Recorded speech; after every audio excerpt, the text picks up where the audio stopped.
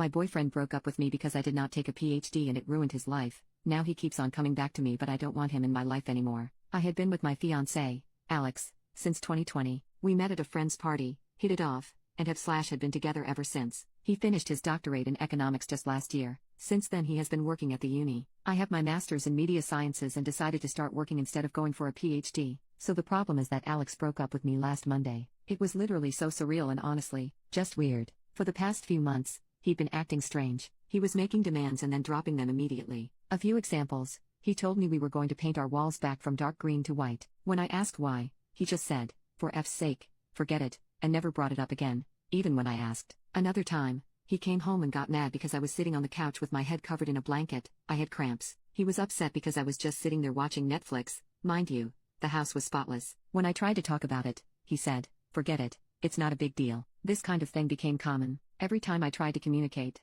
tried to figure out what was going on, whether it was something I did or maybe he was just stressed at work, he would just say everything was fine, but he was clearly seething with rage. I didn't even have to do anything. He would find something to complain about: the apartment, clothes, me, work, etc. So, I gave him space, which apparently was also wrong. I told him I was going to help my parents with repairs for a few days, and somehow that was also wrong because he wanted to renovate the apartment too. Then, on Monday, I got a text saying we needed to talk. I knew what was coming, and after the last few months, I had made peace with it. When I came home, he was sitting on the couch. He didn't even wait for me to take off my jacket before saying, "I want to break up." Then the verbal diarrhea started. He told me he resented me, first, because I didn't pursue my academic career further, even though I was capable, and he didn't want to upset me at the time. Then, when I started making more money, since he didn't make much as a PhD student, he felt like I should have the last word financially, and he hated it. Mind you, I never said anything like it's my money, so I have the final say. That's a rule he imposed on himself, and he hated it. He said he hated our paint scheme,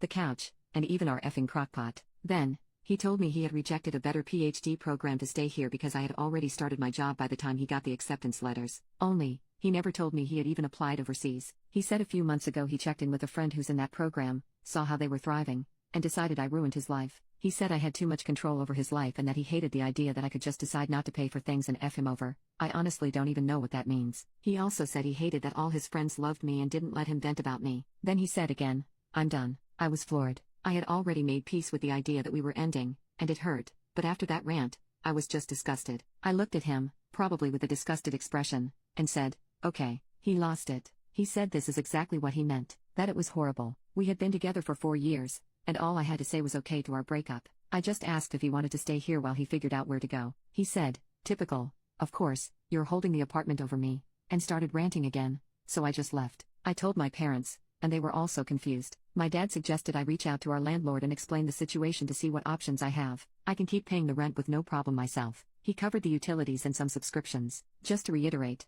I never had a problem with this. I saw that he was chasing his dream, and that was more important to me than a 50-50 financial split. I make good money and am happy at my job. I never saw it as slaving away. I always had the mentality that my money was our money because we were building a life together. Of course, I had my own savings and fun money, but I honestly never cared. As long as I felt he was working towards something and wasn't taking advantage of me, I was fine with it. More than fine. Alex is still mad. He's going between texting me like a robot about the logistics of the split to being a seething a-hole complaining about everything. I'm not even hurt anymore. I just feel nauseated by him at this point. I don't know. Should I have reacted differently? Update to start. Alex moved out pretty quickly after the breakup. He has been staying with a friend, and we sorted out everything like mail, subscriptions, and the lease. I'm also in the process of adopting a cat. Her name is Luna, but I have been thinking about changing it since my family already has 2 pets named Luna, Moon, and Kamar. She is still at her foster home for now, but I have visited her a few times, and I already adore her. She is a scrappy little tabby who follows her foster mom around like a shadow,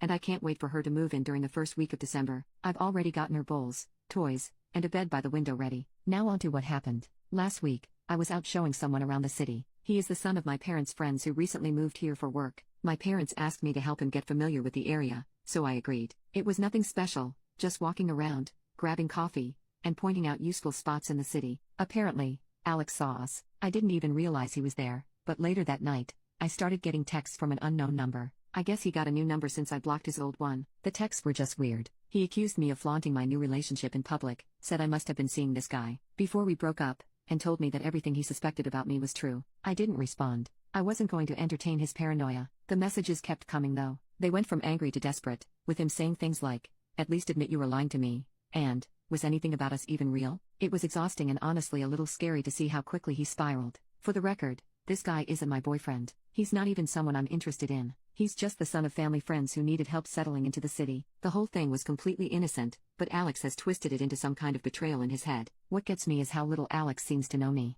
I'm not the type of person to jump into a relationship so soon after everything that happened. Even if I were, it wouldn't be any of his business. We are done. I've made that clear. After I didn't respond to his texts, Alex started calling. I didn't pick up, but the voicemails were a mix of angry rants and desperate pleas. I ended up blocking his new number too. It feels ridiculous that I have to keep doing this, but I guess this is where we are now. Then this weekend, I went out to a bar with my friends. A few hours in, guess who walked in? Alex. I don't know if it was a coincidence or if he followed me there, but as soon as he spotted me, he came straight over. He was clearly upset, asking to talk, and I told him no. My friend stepped in, and thankfully, he left without causing a scene, but it ruined my night. It felt like I couldn't escape him, no matter where I went or what I did. When I got home later that night, I was completely drained. I had just started to relax when I heard a knock on my door. It was Alex, standing there in tears. He started crying, saying he missed me, that he didn't understand why I was doing this to him, and that he didn't know how to move on. It was like all the anger from earlier had been replaced with this desperate sadness. I didn't let him in. I told him he needed to leave, and if he didn't, I would call someone to make him leave. He begged me to listen, but I just closed the door. I spent the rest of the night feeling shaken and honestly a little scared. I don't know what he's going through. I wrote his best friend about the situation but the plea of talking to him. He said he would. I'm seriously considering getting a new phone number and possibly even talking to someone about how to handle this legally if it keeps happening. It feels unfair that I have to go to these lengths just to have some peace, but I don't see another option.